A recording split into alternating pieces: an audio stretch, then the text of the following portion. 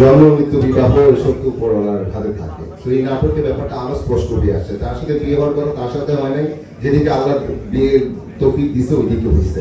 ভাই এটা কোনো কথা? তাই আমাদের বিয়ে হলো সব হলো, সামনে আরেকটু এপিসোড আগালে আমাদের বেবিটি হইতো, আপনারা এতদিন ঈশ্বরের দিকে কথা বলেন, এগুলো হবে না। মূল কথা যেটা মেহেরিন সাহেব কিভাবে আসছে সেটা নিয়ে কথা বলি। হ্যাঁ, এক্সকে কি বলা যায়? ভালো ছিল।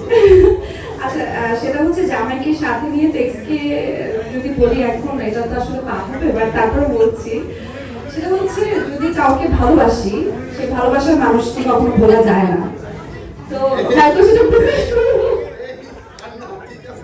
এসব মানা যায় না ভাই, এগুলো নিয়ে না বলি।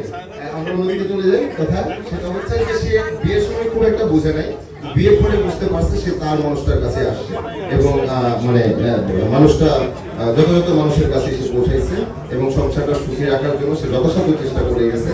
যদি একটু সে রাজকুমারী বলছিল না, গরিব বউ হিসাবে রাজকুমারী বউর মতোই কাজ করে গেছে, রাজকুমারী বউ শুনে নেয়।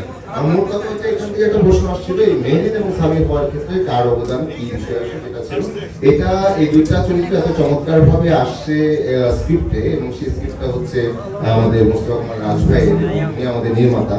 তো উনি আসলে এই দুইটা চরিত্রকে চাইছেন যে একটা পরিবারে এমন কিছু, মানে ছোট ছেলেটা এরকম হয়, এবং আমিও যদি বলি আমার ব্যক্তিগত অভিজ্ঞতা এরকমই অনেকটা রিলেট করতে পারি নিজের সাথে।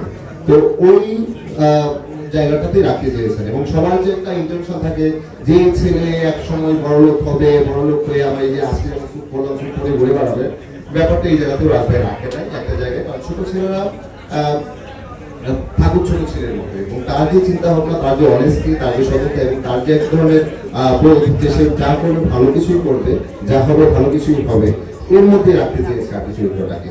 সেই সাথে মেহেরিন চরিত্রটাও আমার কাছে মনে হয় যে একটা পরিবারে এমন একজন মানুষ খুব জরুরি। ছোট ছেলের বউ যদি এরকম হয়, ওই পরিবার মানে মানে কি বলবো, ওই পরিবার তো ফুলের বাগান হয়ে যাবে মোটামুটি, না আনন্দের বাগান এবং সুন্দর জায়গা, স্বস্তিকর জায়গা হয়ে যাবে। তো এরকম ছিল আর কি। তো থ্যাংক ইউ। এখন আসলে যার কথা বলছিলাম ওনাকেই চাইবো, আমাদের আমাদের আয়োজনকে চাইতাম। উনি হচ্ছেন আমাদের সম্পাদক রাশিদ ভাই, কিন্তু উনি বলছেন কথা বলতে গেলে ওনার মাথা ফাঁকা। ঠিক আছে, আসলে বড় কথা এই নাটকের পরে যে ব্যাপারটা স্টাবলিশ হয়েছে বেশি, সেটা হচ্ছে যে বউ হিসেবে মেহেরিন ভালো, বউ মেহেরিনের মতো হওয়া উচিত, এবং জামাই সাবেরের মতো হওয়া উচিত, রাইট? হ্যাঁ, তো যেদিকেই যাও ভবিষ্যতে মেইন হয়েই থেকো সেই পরিবারের, সেটাই। আপনি যে এক্সেল ভাইকে ছোট ভাইকে আসল কারিগরকে দেখতে চাই, মেহেরিন সামি এদের পিছনের কারিগর ডিরেক্টর। হ্যাঁ, রাজভাইয়া কোথায় কি আপনার কি প্রশ্ন ছিল? আপু, আপনি যে নাটকে এক্সেল ছোট ভাইকে বিয়ে করছেন, এটা ফিলিংসটা একটু জানতে চাচ্ছি।